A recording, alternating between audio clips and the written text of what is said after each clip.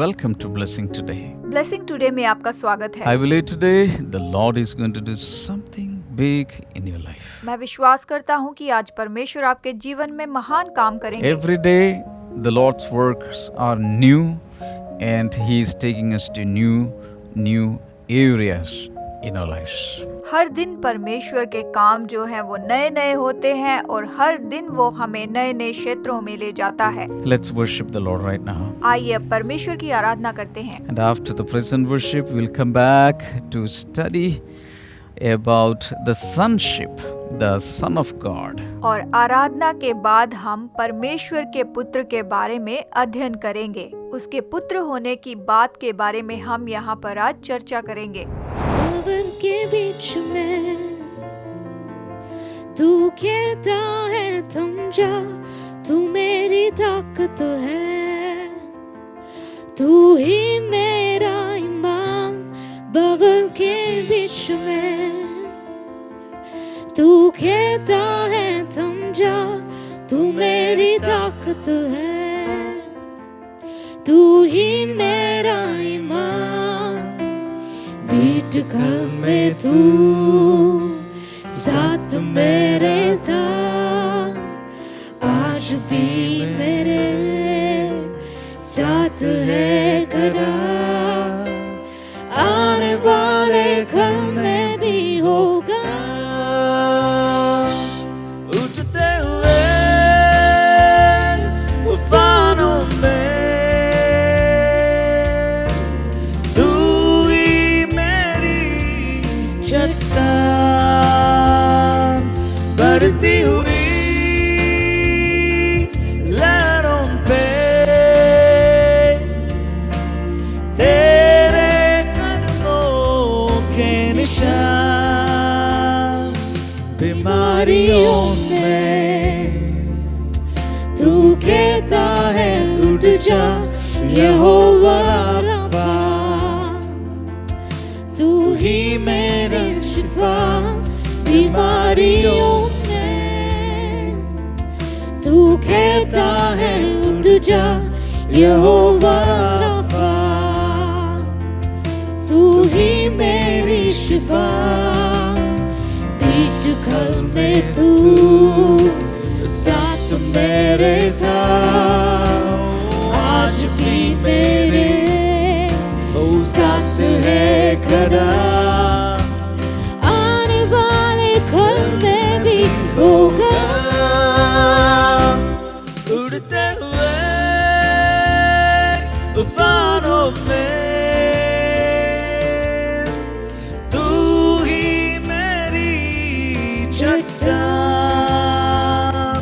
बढ़ती हुई लहरों पे तेरे कदमों के निशान। उड़ते हुए तूफानों में तू ही मेरी चट्टान, बढ़ती हुई लहरों पे तेरे कदमों के निशान। बीमारी देख तेरा सर झुका, मुझ पर तेरा बस ना चल सका। ऐसा कोई शस्त्र ना बना जो कर सकेगा मेरा सामना। बीमारी देख तेरा सर झुका, मुझ पर तेरा बस ना चल सका। ऐसा कोई शस्त्र ना बना जो कर सकेगा मेरा सामना। उड़ते हुए तूफानों में तू ही मेरी चट्टान, बढ़ती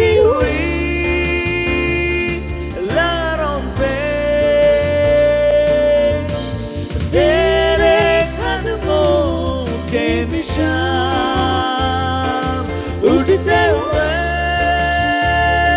तूफानों में तू ही मेरी चट्टान बढ़ती हुई लहरों पे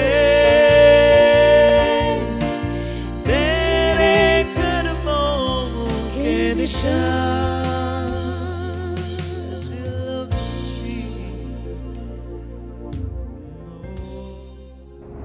All right, let's read Hebrews chapter number 2, आइए अब हम पढ़ेंगे इब्रानियों अध्याय 2 में से 14 onwards. वचन 14 से आगे। Since the children have flesh and blood, he too shared in their humanity, so that by his death he might break the power of him who holds the power of death, that is, the devil. इसलिए जबकि लड़के मांस और लहू के भागी हैं तो वो आप भी उनके समान उनका सहभागी हो गया, ताकि मृत्यु के द्वारा जिसे उस मृत्यु पर शक्ति मिली थी अर्थात शैतान को निकम्मा कर दे। Verse number 15. And free those who all their lives were held in slavery by their fear of death. वचन 15 और जितने मृत्यु के भय के मारे जीवन पर दासत्व में फंसे थे उन्हें छुड़ा ले।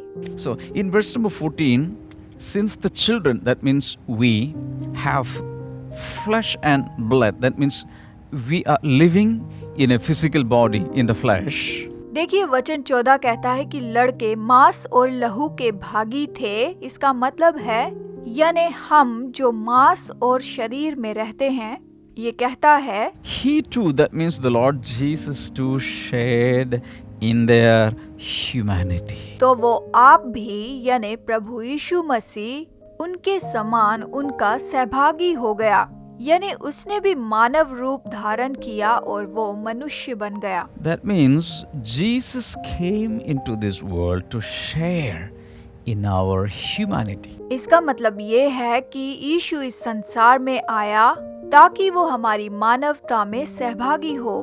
Verse number 16, for surely it is not angels he helps, but Abraham's descendants. वचन 16, क्योंकि वो तो स्वर्गदूतों को नहीं वरन अब्राहम के वंश को संभालता है, ये कहता है। That means he came not to redeem angels, but to redeem Abraham's children. इसका मतलब ये है कि वो स्वर्गदूतों को छुड़ाने के लिए नहीं आया, बल्कि अब्राहम की संतान को वो छुड़ाने के लिए आया। Verse number 17 is very important. For this reason he had to be made like them, fully human in every way, in order that he might become a merciful and faithful high priest in service to God, and that he might make atonement for the sins of the people. वचन 17, इस कारण उसको चाहिए था कि सब बातों में अपने भाइयों के समान बने, जिससे वो उन बातों में जो परमेश्वर से संबंध रखती हैं एक दयालु और विश्वास योग्य महायाजक बने, ताकि उन लोगों के पापों के लिए प्रायश्चित करे। In my notes I have highlighted this thing. He had to be made like them, completely made like them, fully human in every way, fully human in every way. मैंने अपने बाइबल में इसे हाईलाइट करके रखा है कि इसीलिए उसे चाहिए था कि वो अपने भाइयों के समान बने। इसका मतलब ये है कि उसे पूरी तरह से मनुष्य बनना था। That means when Jesus came into this world, he was a full human being. इसका मतलब ये है कि जब यीशु इस संसार में आया तो वो पूरी तरह से मनुष्य था। And coming to verse number 18, because he himself suffered when he was tempted, and he is able to help those who are being tempted. वचन 18, क्योंकि जब उसने परीक्षा की दशा में दुख उठाया तो वो उनकी भी सहायता कर सकता है जिनकी परीक्षा होती है। That means he came into this world as a full human being, and he faced temptations as a human being, not as God. इसका मतलब ये है कि जब वो इस संसार में मनुष्य के रूप में आया तो उसने मनुष्य के रूप में परीक्षा का सामना किया, ना कि परमेश्वर के रूप में, यानी परमेश्वर के रूप में परीक्षा का सामना नहीं किया। And what is our advantage from this? तो अब इससे हमें क्या लाभ मिलता है या लाभ होता है? We have some advantage because Jesus came as a human being. यीशु मनुष्य के रूप में आया, इससे हमें कुछ लाभ मिलते हैं। And that is mentioned in verse 17. He became a merciful and faithful high priest. ये वचन 17 में हमें बताया गया है कि वो दयालु और विश्वास योग्य महायाजक बन गया। See, Jesus is our high priest. देखिए, यीशु हमारा महायाजक है। Everybody say, Jesus is my high priest. सब कहें, यीशु मेरा महायाजक है। If you're watching us on YouTube and Facebook, you can put this in the live chat. Jesus is my high priest. अगर आप Facebook या YouTube पर देख रहे हैं तो टाइप कीजिए, यीशु मेरा महायाजक है। And this high priest is merciful to me. और ये महायाजक मेरे लिए दयालु है। Why? Because he shared my human side. क्यों? क्योंकि वो मेरी तरह मानवता में आ गया, मनुष्य बन गया। He came, he tasted the nature of human beings. उसने मनुष्य के स्वभाव का स्वाद चखा है, So that he can understand our weaknesses. ताकि वो हमारी कमजोरियों को समझ सके। So he came in the human flesh. He came as a full human being and he overcame all the temptations that we are facing today. वो मनुष्य के रूप में आया और आज हम जिन भी परेशानियों का सामना करते हैं, उसने उन सब परीक्षाओं का सामना किया है। So anytime when we are weak, when we even fail in some temptations, he can understand as a high priest because he also went through this phase in life. जब भी हम कमजोर होते हैं, असफल होते हैं, वो इन परेशानियों को समझ सकता है क्योंकि वो भी इन सब परेशानियों में से होकर गया है। He can be compassionate with us. वो हम पर करुणा करता है। He sympathizes with us. वो हम पर दया करता है। Hallelujah. Hallelujah. Isn't that wonderful? क्या ये अद्भुत नहीं है? So the Lord Jesus Christ is a complex personality. प्रभु यीशु मसीह का जो व्यक्तित्व है वो बहुत ही उलझा हुआ है और इसे समझना हमारे लिए बहुत मुश्किल होता है। He is fully God and fully man. वो पूरी तरह से परमेश्वर है, पूरी तरह से मनुष्य है। It is just like the two sides of a coin. ये सिक्के के दो पहलू की तरह है। On one side he is the son of God. एक तरह से वो परमेश्वर का पुत्र है, On the other side he is the son of man. दूसरी तरफ मनुष्य का So पुत्र one है। side he has divinity. एक तरफ उसमें ईश्वरत्व On the है, other side he has humanity. दूसरी तरफ मनुष्यत्व So है। this is why yesterday I told you that Jesus Christ is the only God man, only God man who ever lived in the history of man. इसीलिए मैंने आपको पिछले episode में बताया था कि यीशु ही एकमात्र परमेश्वर मनुष्य है। मनुष्य के पूरे इतिहास में ये एकमात्र है। There is nobody else who has become like an incarnation of God. और ऐसा कोई दूसरा कोई नहीं है जिसने परमेश्वर से मनुष्य का रूप धारण किया हो। In 1 John chapter 4 and verse number 17, पहला यूहन्ना अध्याय 4 वचन 17 ये कहता है, it says, as Jesus is, so are we in this world. क्योंकि जैसा वो है वैसे ही संसार में हम भी हैं। That means presently we are living in this world just like Jesus lived in this world. तो वर्तमान में हम वैसे ही जी रहे हैं जैसे कि यीशु इस संसार में जिया। Hallelujah. Hallelujah. So today when we are saved, when we are in the Lord, when we receive the Holy Spirit inside of us, we are like Jesus living in this world. तो आज हमने उद्धार पाया है, पवित्र आत्मा पाई है, हम भी इसी तरह जीते हैं जैसे कि यीशु इस संसार में जिया था। Now I tried to prepare a biodata of Jesus. मैंने यीशु का बायोडाटा बनाने की कोशिश की। You see, I have a biodata. मेरा बायोडाटा है, Sister Shema has a biodata. Sister Shama का You बायोडाटा have है, a biodata. आपका बायोडाटा But है। I tried to prepare one for the Lord Jesus. प्रभु यीशु के लिए एक बायोडाटा भी बनाइए। See, usually in a biodata, we give name, our house name, the details, and the qualifications, the parents' name, the year of birth, etc. So many things we can add. Biodata में हम अपना नाम, पिता का नाम, जन्म तारीख, घर का नाम, पढ़ाई और सारी जानकारी, हमारा पता, ऐसी बहुत सी जानकारियाँ देते हैं। So, what is his full name? तो उसका पूरा नाम क्या था? I am Damien Anthony. मैं हूँ Damian Antony. I have two names. मेरे 2 नाम हैं। Damien is my given name. Damian ये मुझे नाम दिया गया। Anthony is my father's name. Antony मेरे पिताजी का नाम है। Sometimes we add family name, house name, etc. कई बार हम परिवार का नाम, घर का नाम जोड़ते हैं। So like that, he is Jesus Christ. तो इसी तरह से वो है यीशु मसीह। But there is a problem. लेकिन एक समस्या I है। went through the scriptures मैंने वचनों में देखा and I tried to find out if there are any other names and titles given to him और ये ढूंढने की कोशिश की कि क्या उसे और कोई नाम या टाइटल दिया गया है other than Jesus Christ.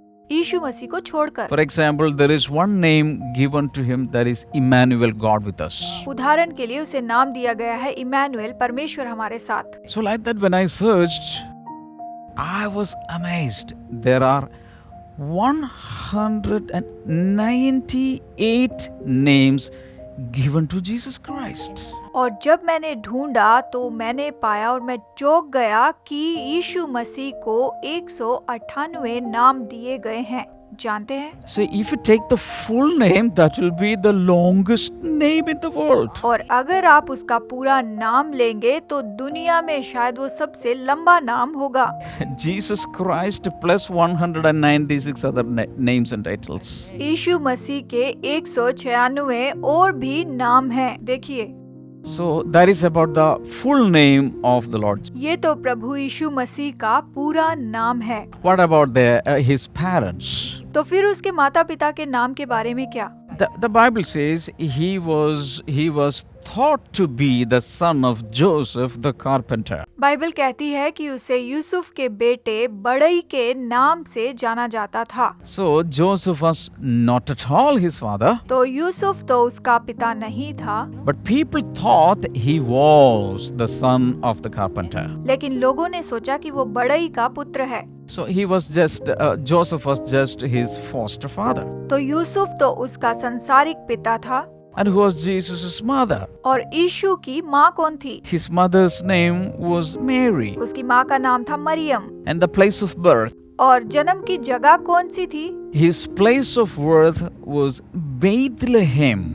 उसके जन्म की जगह थी Bethlehem. Bethlehem was in the kingdom of Judea in those days. उन दिनों में बेथलेहम जो था वो यहूदा के प्रांत में था। जानते हैं? Which was run by the Roman Empire. जिस पर रोमी शासन राज्य करता था, उस समय की बात है। So, and what about his place of residence? तो फिर उसके रहने की जगह कौन सी थी? Place of residence was Nazareth, उसके रहने की जगह थी नासरत। because he was born in Bethlehem but grew up in Nazareth. वो बेथलेहम में जन्मा लेकिन नासरत में पला बड़ा। As you know, Nazareth was a very anonymous or very small village in those days. उन दिनों में नासरत जो था वो अनजाना सा एक छोटा सा गांव था। What was Jesus' year of birth? यीशु के जन्म का साल फिर कौन सा था? Approximately 4 BC. लगभग ईसवी सन पूर्व 4 में। जानते हैं? BC is before Christ. BC का मतलब है before Christ. Even that is counted from the birth of Jesus Christ. यहाँ तक कि वो भी यीशु के जन्म से ही गिना गया था। And don't be confused because there was an error in the count. गिनती में यहाँ पर फर्क दिख रहा है, आप गड़बड़ी में ना आइए, हम इसे आपको समझाएंगे। So it is considered to be in 4 BC that Jesus was born in Bethlehem. यानी ईसवी पूर्व 4 में यीशु का जन्म बेथलेहम में हुआ था। Usually in the ID cards and in the biodata when we prepare, we will also write nationality. देखिए, जब भी हम अपने पहचान पत्रों में अपनी पहचान लिखते हैं तो उसमें हम अपनी नागरिकता के बारे में भी लिखते हैं कि हमारी नागरिकता कौन सी है। So Jesus' nationality is Israelite. तो यीशु की नागरिकता जो थी वो थी इस्राएली। जानते हैं? So I am talking about the man Jesus. देखिए, मैं मनुष्य यीशु के बारे में कह रहा हूँ। That means I'm talking about the human side. इसका मतलब ये है कि मैं आपको मनुष्य के पहलू के बारे में बता रहा हूँ। This biodata relates only to his humanity. ये जो बायोडाटा है ये केवल उसकी मानवता से ही संबंध रखता है। And by the way, Jesus was an Israelite. खैर, मैं आपको बता दूं कि यीशु एक इस्राएली था And he was not a Westerner. Many people think that Jesus Christ and his religion, Christianity, is coming from West. No, he is not from West. He is from Middle East. बहुत से लोग सोचते हैं कि यीशु पश्चिम का था, कि यीशु मसीह या फिर मसीहत जो है वो पश्चिम की है। नहीं, यीशु मसीह पश्चिम देशों से नहीं आया था, वो तो मध्य पूर्व देशों से था। वो तो इस्राएल देश का एक इस्राएली व्यक्ति था। जानते हैं, Again, I tell you, this is about his human side. चलिए मैं आपको फिर से बता देता हूँ कि ये तो उसकी मानवता के बारे में है। What about Jesus' tribe? फिर यीशु के गोत्र के बारे में क्या? See, the people of Israel, they had 12 tribes. इस्राएली लोगों के 12 गोत्र हैं। So his body, that means his humanity was born in the tribe of Judah. उसका शरीर, उसकी मानवता देखी जाए तो यीशु तो इस्राएल के यहूदा गोत्र में पैदा हुआ था। What about his religion?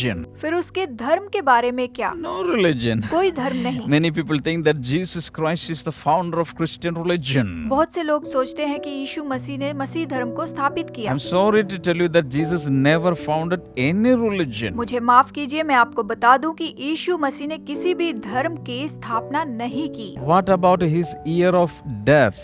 तो उसके मृत्यु के वर्ष के बारे में क्या? His year of death was approximately AD 30. उसके मृत्यु का साल लगभग ईस्वी सन 30 था। जानते हैं, What was his place of death? उसकी मृत्यु की जगह कौन सी थी? Jerusalem. यरूशलेम। It was in Kingdom of Judea under the rulership of Roman Empire. ये यहूदी प्रांत में था जिस पर रोमी साम्राज्य राज्य करता था। जानते हैं, What was the cause of death? उसकी मृत्यु का कारण क्या था? Crucifixion. क्रूसीकरण से उसकी मृत्यु हुई। But if I really tell you the reason, you'll be shocked. अगर मैं आपको इसका असली कारण बताऊं तो आप चौंक जाएंगे। His cause of death is you and me. उसकी मृत्यु का कारण केवल मैं और आप हैं। वो केवल हमारे लिए मरा। He died because he loved us. वो हमसे प्रेम करता था, इसीलिए वो मर गया। देखिए, He loved for our sins. उसने हम पापियों से प्रेम रखा। उसने हमसे इतना प्रेम किया He died to redeem us. कि हमें छुड़ाने के लिए उसने मृत्यु तक सह ली। वो मरा। He died to give us life. वो हमें जीवन देने के लिए मर गया। वो इसीलिए मरा ताकि हम लोग जीवन प्राप्त कर सकें। If you have never realized that 2000 years ago Jesus was crucified for you, how the realization today? अगर आपने ये कभी नहीं जाना कि 2000 साल पहले यीशु आपके लिए क्रूस पर चढ़ाया गया, अगर आप इसे नहीं जानते हैं तो अच्छा होगा कि आप इसे आज ही जान लें। Pray this prayer after. मेरे बाद ये प्रार्थना दोहराइए। Lord Jesus, I believe that you died for me. प्रभु यीशु मसीह, मैं विश्वास करती हूँ कि आप मेरे लिए मरे। धन्यवाद। Come into my heart, Lord. प्रभु, तू मेरे हृदय में आ जा।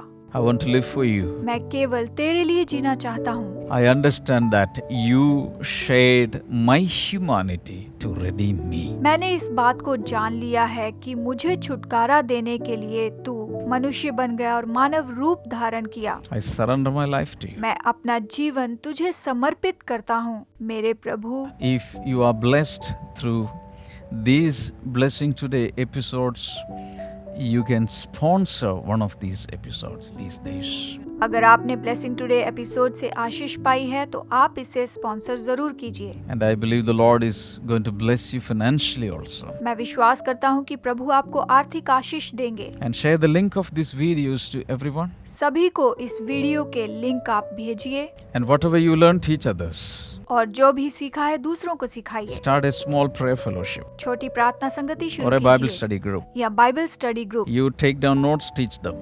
आप नोट्स लिखिए और दूसरों को जाकर सिखाइए। And God bless you. I'll see you tomorrow. Bye-bye. प्रभु आपको आशीष दे। फिर से मुलाकात होगी। Bye bye. उड़ते हुए तूफानों में तू ही मेरी चट्टान बढ़ती हुई लहरों पे तेरे कदमों के निशान उड़ते हुए तूफानों में